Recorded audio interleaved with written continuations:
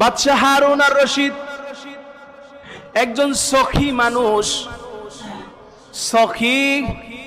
সখী হলো তারা যারা মানুষকে দেয়, যারা মানুষকে খাওয়ায়, মানুষের প্রতি সদয় হয়, তাদেরকে বলা হয় সখী। আর বখিল বলা হয় তাদেরকে যারা মানুষকে আসে দেয় না, মানুষকে চোখে দেখতে পারে না, নিজের দাম্ভিকতা, নিজে মানুষকে খাওয়াবেও না, পড়াবেও না, কারোর প্রতি সদয় হবে না, তাকে বলে বখিল।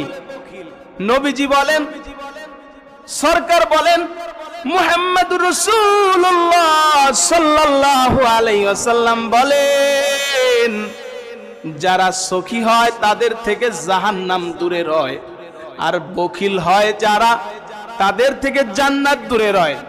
সখী যারা তাদের থেকে জান্নাত দূরে, সখী যারা তাদের থেকে জাহান্নাম দূরে যায়, আর বখিল তারা তাদের থেকে জান্নাত দূরে যায়। এজন্য বাদশাহ হারুন আর রশিদ তিনিও একজন সখী মানুষ। তার দরবারে যে যায় তাকে খালি ফিরায় না, তার হাতে কিছু না কিছু বকশিশ দেয়, উপহার দেয়, হাদিয়া দিয়া দেয়। তার দরবারে কেউ যদি কিছু নিয়ে যায়, তার বদলাতে সে তাকে পুরস্কৃত করে, উপহার দেয়, হাদিয়া দেয়। এই খবরটা একজন গ্রাম্য মানুষ, কৃষক, কাজ করে, বহুদূর তার বাড়ি। তারা দুইজন স্বামী স্ত্রী, বড় অভাবী।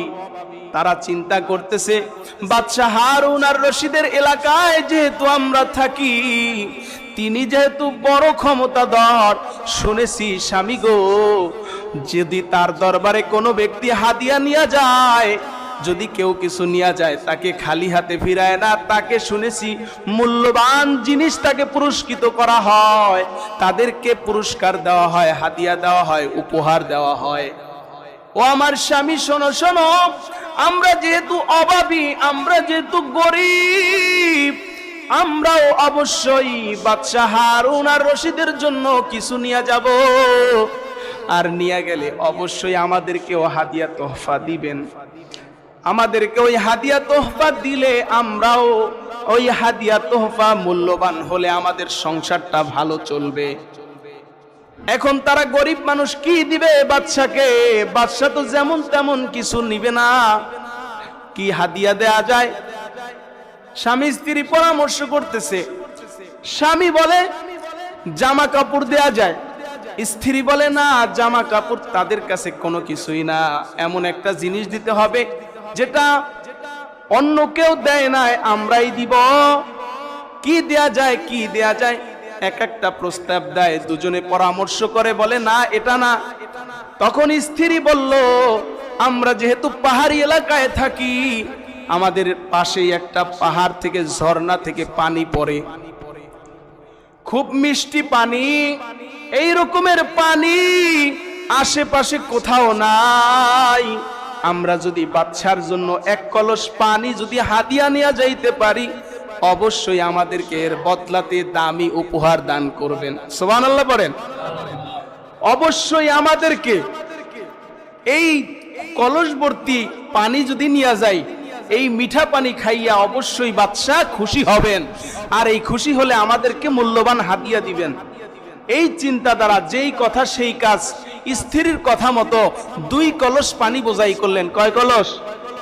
2 কলস ঝর্ণা থেকে নামা পানি কলসে ভরে, সুন্দর করে মাটির কলসে ভরে, আগের দিনে মাটির কলস ছিল, মাটির কলসে ভরে সুন্দর করে মুখটাকে আটকিয়ে বেঁধে, যেতে করে ময়লা না পড়তে পারে।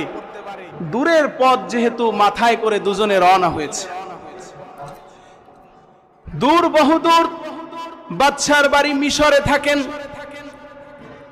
প্রাইম এলাকা, ধনাঢ্য ব্যক্তিরা ধনাঢ্য জায়গায় থাকে, ভালো জায়গার মধ্যে থাকে। অনেক দূর এলাকা, দুর্গম এলাকা। দুইজন স্বামী স্ত্রী রওনা হলো, হাঁটি হাঁটি পা পা করে, কমাস কম 7 দিন লেগেছে তাদের পৌঁছাতে। 7 দিন পর পৌঁছাইছে। পৌঁছানোর পরে রাজ দরবারে যখন ঢুকবে, পেয়াদারা, সেনারা, সৈন্যরা তারা আটকে দিল। বলতেছে, তোমরা কারা? গ্রাম্য মানুষ, জীর্ণ শীর্ণ পোশাক, তোমরা কোথায় এসেছো, কার কাছে এসেছো? এটা তো রাজ দরবার, এখানে বাদশাহ হারুন আর রশিদ থাকেন। বলতেছে তো আমরা তো তার কাছেই দেখা করতে আসছি। আমরা কি করতে আসছি? তার কাছেই দেখা করতে আসছি। আমাদেরকে বলেন যে মানে বাদশাহ হারুন আর রশিদকে বলেন যে গ্রাম থেকে দুজন ব্যক্তি আসছে, তারা 2 কলস পানি নিয়ে আসছে। বাদশাহ হারুন আর রশিদের কাছে যেয়ে খবরটা পৌঁছেছে যে গ্রাম থেকে একদল মানে 2 জন মানুষ আসছে, স্বামী স্ত্রী, তারা আপনার জন্য হাদিয়া আনছে 2 কলস পানি। তখন বাদশাহ হারুন আর রশিদ বলতেছে, দেখি দি কি পানি আনলো, মানুষ তো কত কত মূল্যবান জিনিস আনে, তারা আনছে পানি, তাহলে ডাকো তাদেরকে। ভিতরে যাওয়ার জন্য অনুমতি দিয়া দিল। ভিতরে যখন গেল, বাদশাহ হারুন আর রশিদের সামনে কলস 2টা রাখলো।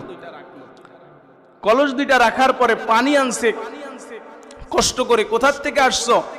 অমুক এলাকা থেকে আসছি, বহুদূর থেকে 7 দিন পর্যন্ত হেঁটে হেঁটে। এই কথা বলার পরে বাদশাহ হারুন আর রশিদ তিনি 2 স্বামী স্ত্রীকে 2 কলস মূল্যবান হাদিয়া দিল। যে হাদিয়া যা পেয়েছে তা দিয়ে তারা সারা জীবন চলে যেতে পারবে, এরকমের হাদিয়া দিল। এই হাদিয়া দিয়ে একজন পেয়াদা অথবা সৈন্যকে বলল যে তোমরা এই 2 জনকে দজলা আর ফুরাত নদী পর্যন্ত আগায়া দিবা।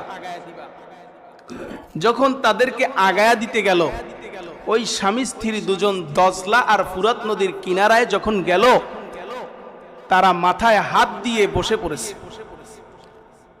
যে বাদশার কিছুটা দূরেই বাড়ির পাশে এত সুন্দর পানি, আর আমরা সেই বহুদূর থেকে মাথায় করে পানি টেনে নিয়ে আসছি। এখন প্রশ্ন হলো, এই পানি থাকার পরেও আমরা পানি আনছি বলার পরও বাদশা তো জানে যে পানি আছে, তাইলে পানি আছে তারপরও আমরা আবার পানি নিয়ে আসছি, তাইলে পানি নিয়ে আসছি ওই পানি আর এই পানি তো মোটামুটি একই রকমের হবে, তাইলে আমাদেরকে পুরস্কার কেন দিল? সেরকমের দামি তো কিছু না, তাইলে আমাদেরকে উপহার দিল তাও 2 কলস। এখন তাদের মধ্যে প্রশ্ন জাগলো, ওই সৈন্যকে জিজ্ঞাসা করলো, ওই পেয়াদাকে জিজ্ঞাসা করলো, আচ্ছা আপনি বলেন তো বাদশা আমাদের প্রতি এরকমটা কেন করলো? সে তো জানতো যে তার ঘরে তার এলাকার মধ্যেও নদী আছে, পানি আছে, তাইলে আমরা সেই দূর থেকে আসলাম, আর যে কারণে 2 কলস পানি আনার বদলাতে আমাদেরকে 2 কলস উপহার দিল, এর কারণ কি?